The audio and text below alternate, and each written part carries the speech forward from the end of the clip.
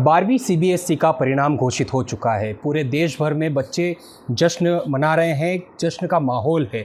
इसी बीच उदयपुर की बात करें तो उदयपुर में भारतीय जनता पार्टी के दिग्गज रहे नेता और अभी वर्तमान में असम के राज्यपाल गुलाब चंद जी कटारिया की जो नातिन है, उन्होंने आर्ट्स स्ट्रीम में 98.4% हासिल किए हैं। और सबसे बड़ी बात यह है कि पॉलिटिकल जो इनका सब्जेक्ट है उसमें 100 में से 100 अंक प्राप्त किए हैं। हमारे साथ में धानी जैन, जिन्होंने ये सफलता प्राप्त की है। पहले तो बधाई आपको, आपने सफलता प्राप्त की है। Thank you. अच्छा, क्या स्ट्रेटजी रही थी पढ़ाई की, किस तरह से की थी आपने? मैं मॉर्निंग में पढ़ती थी, 4 बजे उठ जाती थी, बट ज़्यादा लेट तक नहीं पढ़ती थी, तो उसी टाइम कंसिस्टेंट रहती थी। और बाकी तो हाँ, नहीं, मैथ्स में, कॉमर्स में 100 आउट ऑफ 100 अंक लाने, लेकिन एक पॉलिटिकल साइंस में 100 नंबर प्राप्त करने 100 में से, किस तरह से रही होगी मेहनत? कंसिस्टेंट रहना होता है, रिवीजन करना होता है। और पॉलिटिकल साइंस का सब्जेक्ट बहुत इंटरेस्टिंग होता है, तो हाँ, आपको कंसिस्टेंट रहना होता है, रिवीजन करनी होती है। उसके बाद टीचर्स, पेरेंट्स सब बहुत हेल्प करते हैं। तो अच्छा, पॉलिटिकल साइंस में पॉलिटिकल बैकग्राउंड आपका रहा है, आपके नाना जो असम के राज्यपाल है, उदयपुर संभाग के बहुत बड़े नेता रहे, तो उसका असर है कहीं ना कहीं है? हो सकता है, बट मैं political science as a student मैं बहुत एंजॉय करती हूँ। बट यूँ नहीं है कि मुझे पॉलिटिक्स में आगे जाना है, तो हाँ, एज अ सब्जेक्ट मैं उसको काफ़ी एंजॉय करती हूँ। अच्छा, नाना ने कभी बताया, कभी उनके साथ में रहे आप, उनके चुनाव हुए या फिर कहीं पे भी सभा हुई इसमें साथ में गए आप, तो उससे कुछ इंटरेस्ट आया हो कभी? नहीं, ऐसा कुछ नहीं है। नाना के साथ काफ़ी जैसा पर्सनल रिलेशन होता है वैसा ही है वो। पॉलिटिक्स और उससे कुछ ऐसा नहीं है। अच्छा, तो ये जो अंक प्राप्त किए आपने, जो पढ़ाई आपने कंसिस्टेंट रहने की, तो कितने घंटे पढ़ाई करते थे? क्योंकि आर्ट्स में रिटन वर्क, मेरे हिसाब से रिटन वर्क काफ़ी ज़्यादा होता है इसमें।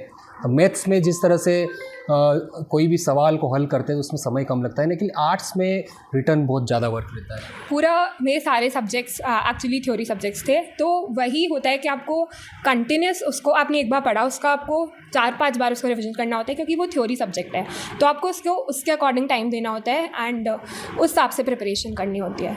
अच्छा, कितना लंबा ड्यूरेशन रहता है इसमें? अगर दूसरे सब्जेक्ट से तुलना करें आर्ट्स की, तो ड्यूरेशन टाइम क्या रहता है? रिटर्न वर्क में टाइम ज़्यादा लगता है, पढ़ाई ज़्यादा करनी पड़ती है? ऐसा नहीं, बहुत सारे लोगों को लगता है कि ह्यूमैनिटीज़ कंपैरेटिवली इजी होता है, ऐसा कुछ भी नहीं है।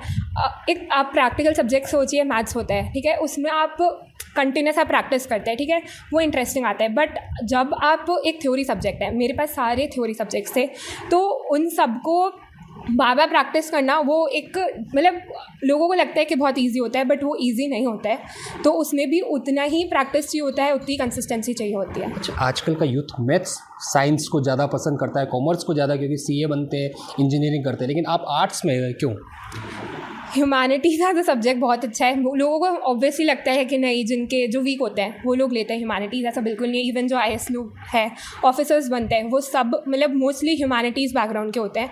तो एज अ सब्जेक्ट ह्यूमैनिटीज़ काफ़ी अच्छा सब्जेक्ट है। अच्छा, पॉलिटिकल साइंस कंपलसरी था या आपने उसको सेलेक्ट किया? नहीं, मैंने सेलेक्ट करा। क्या, क्यों, मतलब क्या कारण है? इंटरेस्ट था पॉलिटिकल साइंस में। हमने जो 12th में पॉलिटिक्स पढ़ी वो इंडियन पॉलिटिक्स थी, इवन वर्ल्ड पॉलिटिक्स भी थी, बट वो काफ़ी इंटरेस्टिंग थी, तो उसलिए मैंने पॉलिटिकल साइंस लिया और ज़्यादा इंटरेस्ट मुझे हिस्ट्री की तरफ है। अच्छा, पॉलिटिकल साइंस आपने 11th और 12th दोनों में पढ़े होंगे, क्या समझते हैं आज की पॉलिटिक्स को? देखते हो, आप देखते होंगे, उसको देखते हो क्या समझते हैं? आपने इतनी 2 साल इसमें पढ़ाई की और 100 आउट ऑफ 100 लाए।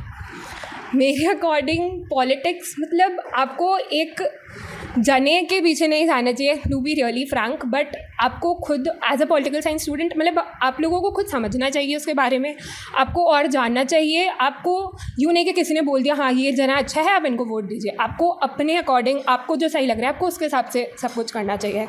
यूँ नहीं कि हाँ ये है तो इनको ही देना है। तो ये तो एक जनता की बात होगी, लेकिन एक पॉलिटिकल आपने पढ़ाई की होगी, उसमें कुछ बताइए कि कैसी पॉलिटिक्स होनी चाहिए। इंडियन पॉलिटिक्स आपने पढ़ी, किताबों का नॉलेज और एक प्रैक्टिकल नॉलेज में अंतर हो सकता है। जी, पॉलिटिक्स अब देखिए कि जितना डेमोक्रेसी हो सकती है, जितना डेमोक्रेटिक चीज़ें हो सकती है, जितना ज़्यादा करप्शन कम हो सकता है, वो बेस्ट है। और एज एजुकेटेड सिटीज़न मैं चाहूँगी कि मैं जैसे कंट्रीब्यूट कर सकूँ और जितना डेमोक्रेसी को हम सब पावरफुल बना सके वो एक बहुत अच्छी बात है। तो आगे पॉलिटिक्स ज्वाइन करना चाहते हैं? नहीं, बिल्कुल तो मैं क्या है, ड्रीम क्या है? मुझे एजुकेशन फील्ड में ही कुछ करना है, पॉलिटिक्स की तरफ नहीं जाना है। मुझे इंटरेस्ट है उसमें, but as a citizen, but not as a politician. तो ये थे गुलाब चंद जी कटारिया की नातिन, जिन्होंने अपने स्टडीज से लेकर पॉलिटिकल एरा के रूप में पूरी तरह से बातचीत की। एबीपी न्यूज़ से विपिन सोलंकी, उदयपुर।